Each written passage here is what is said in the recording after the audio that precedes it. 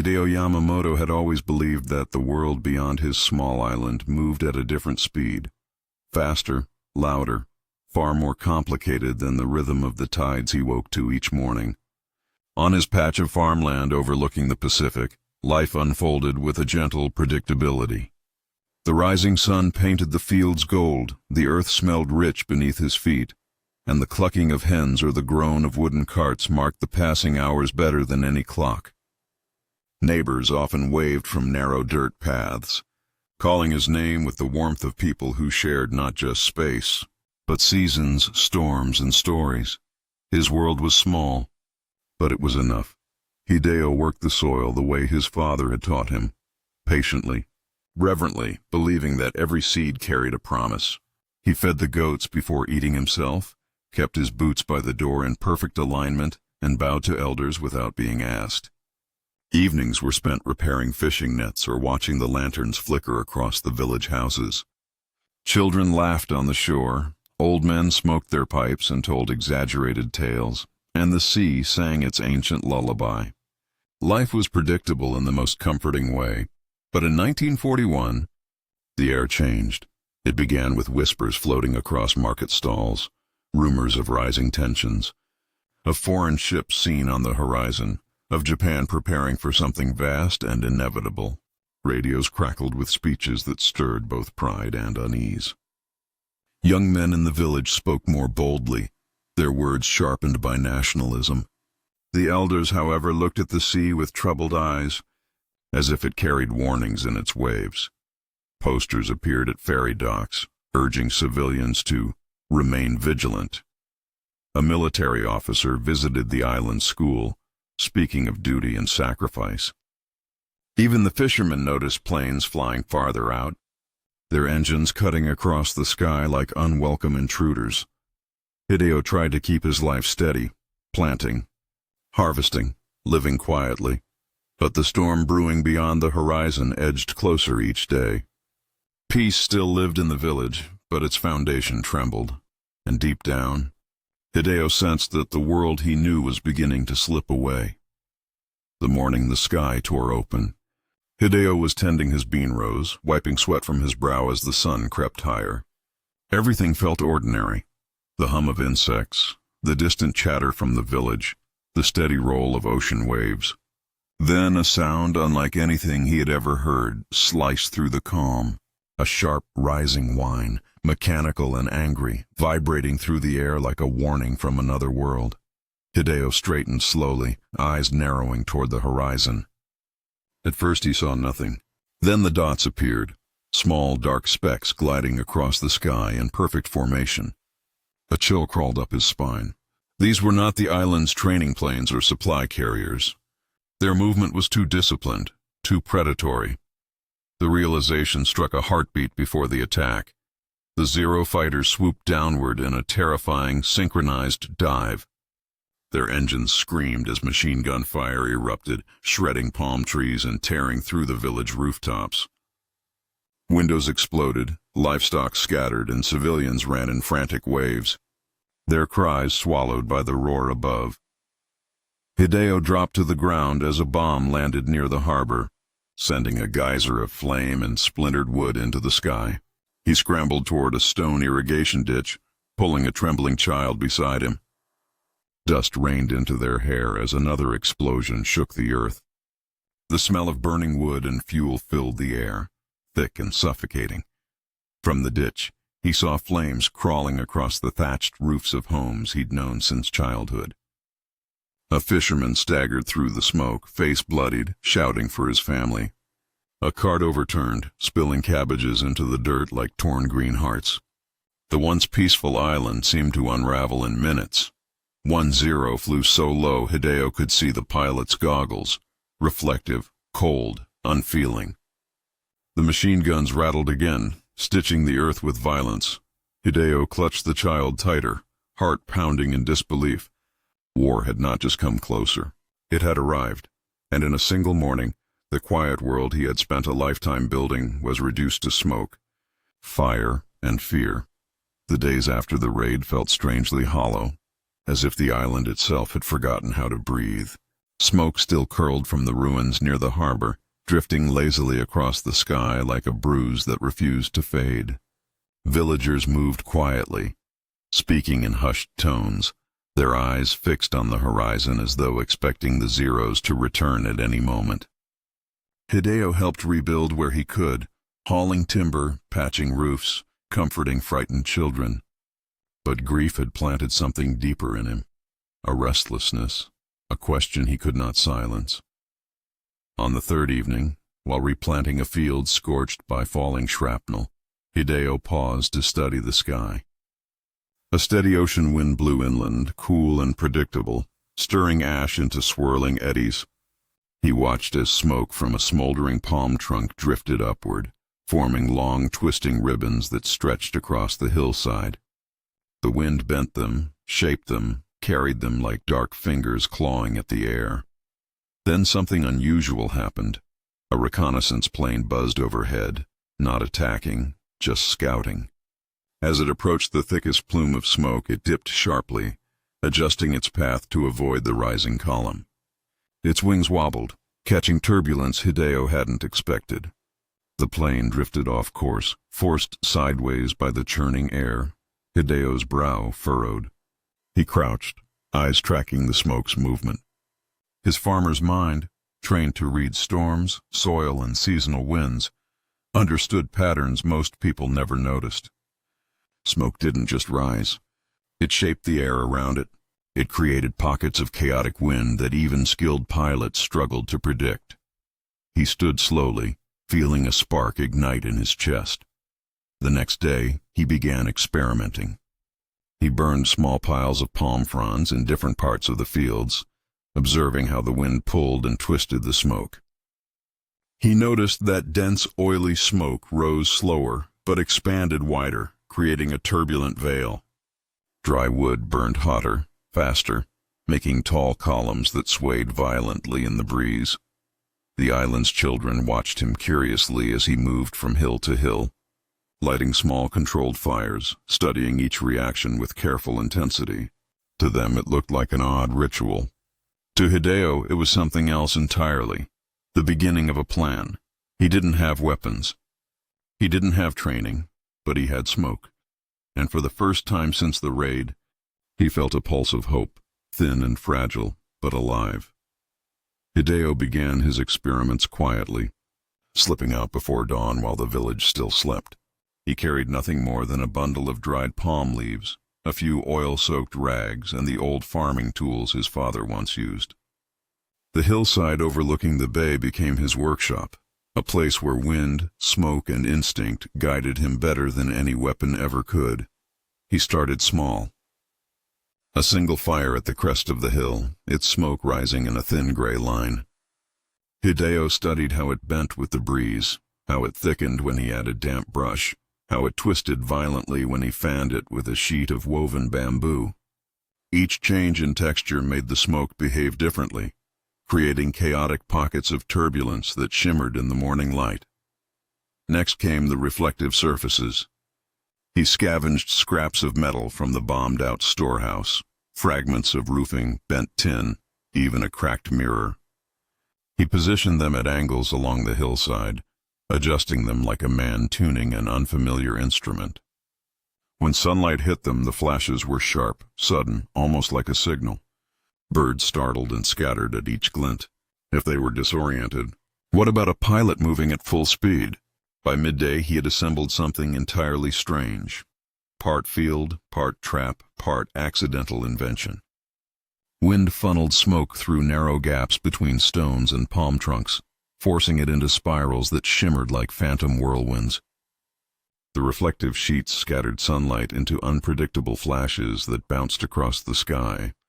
Hideo didn't intend to test it so soon, but fate did. A lone Zero appeared on the horizon, scouting the coastline just as the wind picked up. Hideo froze, breath lodged in his throat. The plane approached his hillside, banking low to survey the village. Then it entered the smoke. The aircraft dipped sharply, wings shuddering in the turbulent air. For a heartbeat it seemed to recover. until a sudden flash from a polished metal sheet struck its cockpit at the exact wrong moment. The Zero lurched sideways, nose tilting violently. Its engine screamed as the pilot overcorrected, but the chaotic air pulled him downward like an invisible hand. Hideo watched in stunned silence as the plane clipped a ridge and spiraled into the trees beyond the hill. He hadn't fired a bullet. He hadn't touched a weapon, but a Japanese Zero now lay burning in the forest, and Hideo realized, with a mix of fear and awe, that his crazy idea might actually work. Word of the fallen Zero traveled through the village the way wind travels through bamboo. Quietly at first, then all at once. No one spoke openly about it, not with Japanese soldiers patrolling the roads and questioning anyone who looked away too quickly. But behind closed doors, in kitchens lit by oil lamps, and in fields where only the birds could overhear, the whispers began. They said Hideo had seen something no one else saw. They said he understood the wind better than the planes. They said a simple farmer had done what guns and soldiers could not. Hideo denied everything whenever someone hinted too closely, but their eyes told him they already knew. The elders began leaving bundles of dried brush at the edge of his fields without a word. Young boys pretended to chase goats up the hillside, but dropped scraps of tin and polished metal near his path. Even the women, carrying water pots from the spring, walked a little slower near his land, subtle signs of solidarity in a world where speaking could get them beaten or worse. But where villagers whispered in hope, the occupying soldiers whispered in fear. Japanese officers inspected the crash site, their boots crunching through blackened debris. One officer crouched beside a twisted engine, brows furrowed. "No bullet holes," he muttered. "No anti-aircraft fire." Another pointed at the odd scorch marks on the hillside, the unnatural swirl patterns in the soil. They exchanged glances, uneasy glances, because unexplained failures threatened discipline, reputation, and command. Soon their presence thickened around the village. Patrols doubled. Interrogations grew sharper. Men were forced to line up in the square while officers paced before them, eyes narrowed, searching for guilt in the trembling silence.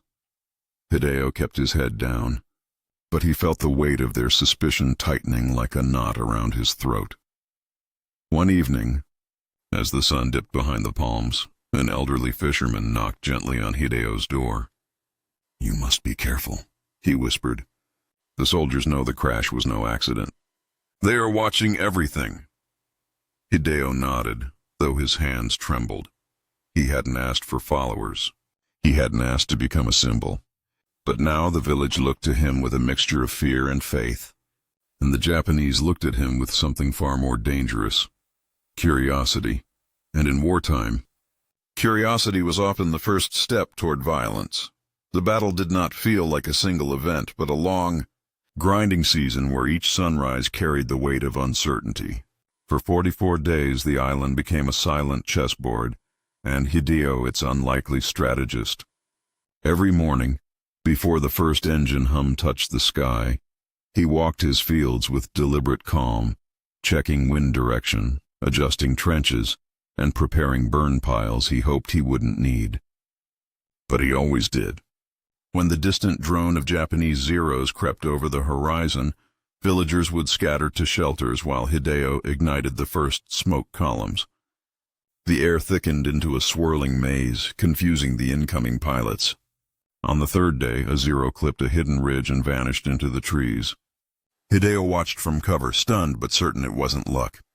After that, his movements grew sharper, his timing more precise. By the second week, he created rotating smoke corridors using damp leaves and oil-soaked rope, forcing the aircraft into unpredictable patterns that disrupted their formations.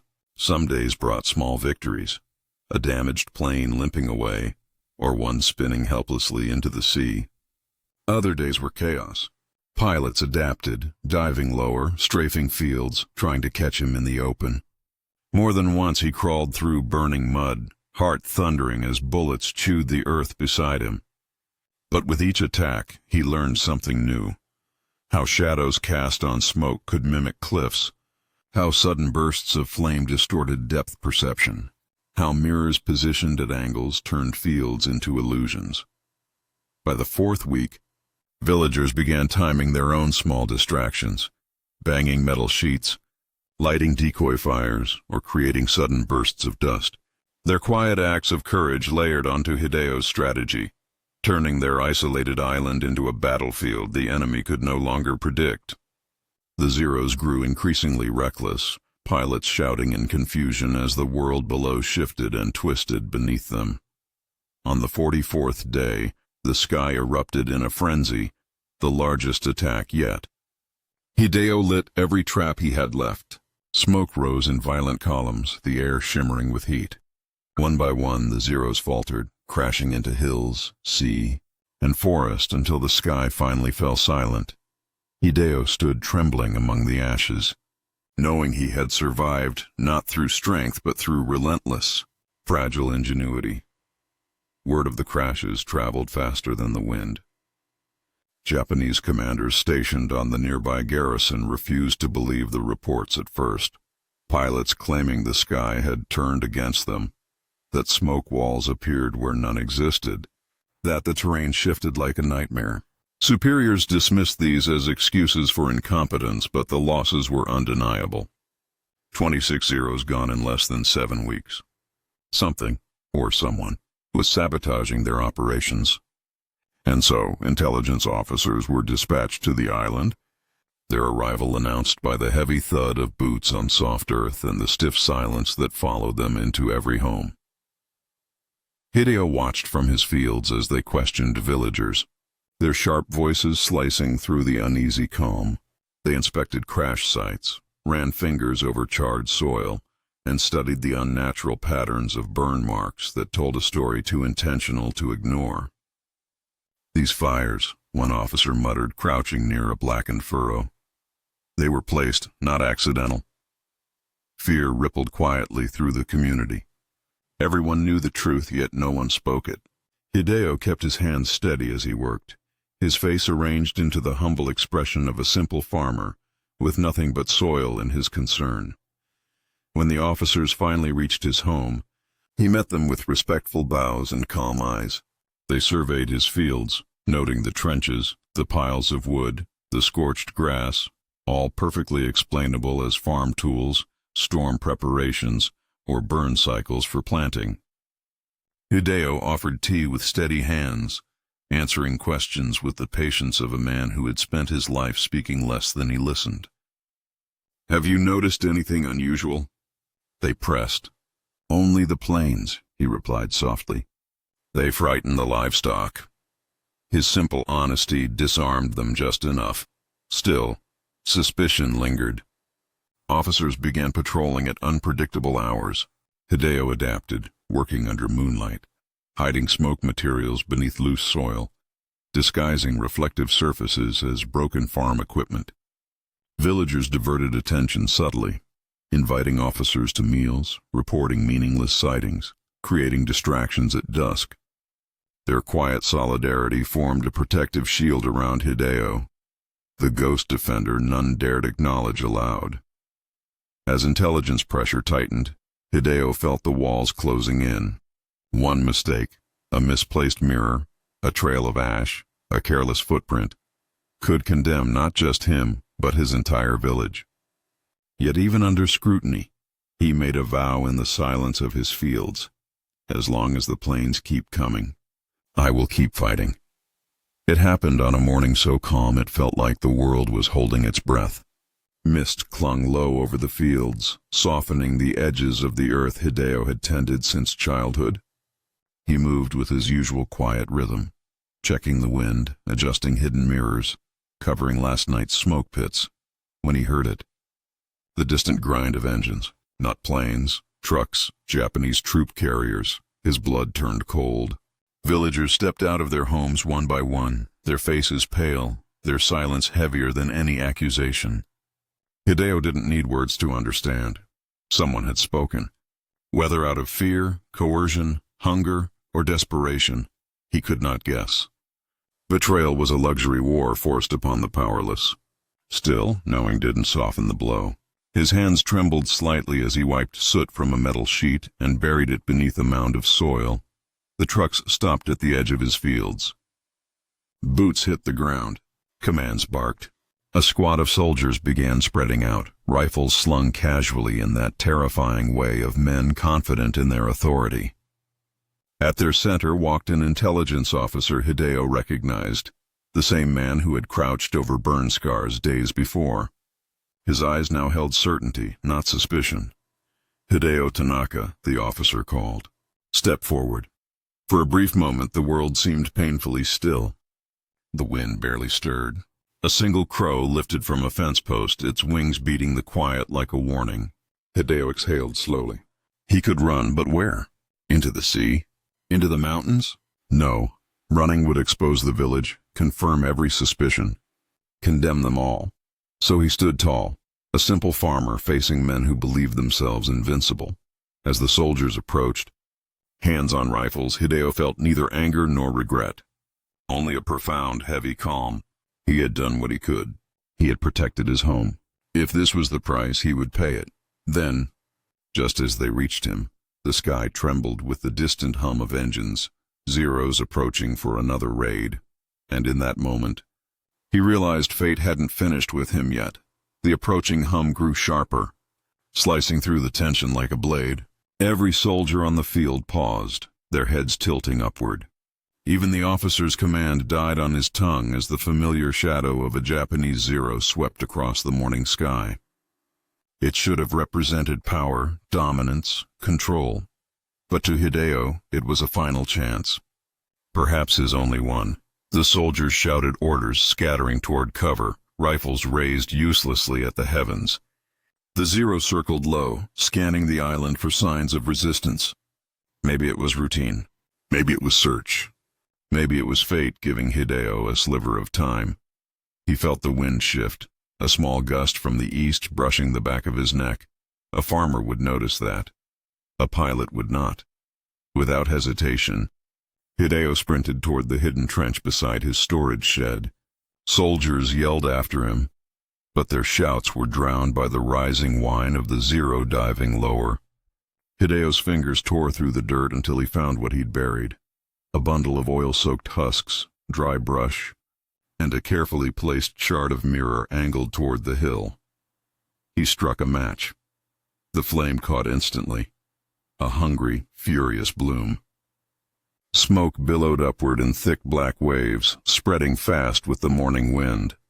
Within seconds, the reflective shard glowed bright in the sun, creating a blinding flash just as the aircraft banked toward the field. The Zero pilot, expecting calm farmland, flew straight into a rising wall of smoke and light. The engine screamed, the wings tilted violently. The plane clipped the edge of the hill and spun downward in a spiral of ripping metal, vanishing behind the ridge with a thunderous crash. Fire erupted moments later, sending tremors through the ground. Every soldier froze. The officer's eyes widened in horrified recognition. The Ghost Defender wasn't a resistance cell. It was one man, a farmer with fire, mirrors, and impossible courage. Before the soldiers could recover, the explosion sent debris raining down, chaos spreading across the field. In the confusion, smoke swirling, men shouting, the earth shaking, Hideo slipped away into the trees, heart pounding but alive. The last Zero had saved him, or maybe, he thought as he disappeared into the forest, he had saved himself. When the smoke finally cleared, the wreckage of the last Zero smoldered in a broken crater beyond the ridge.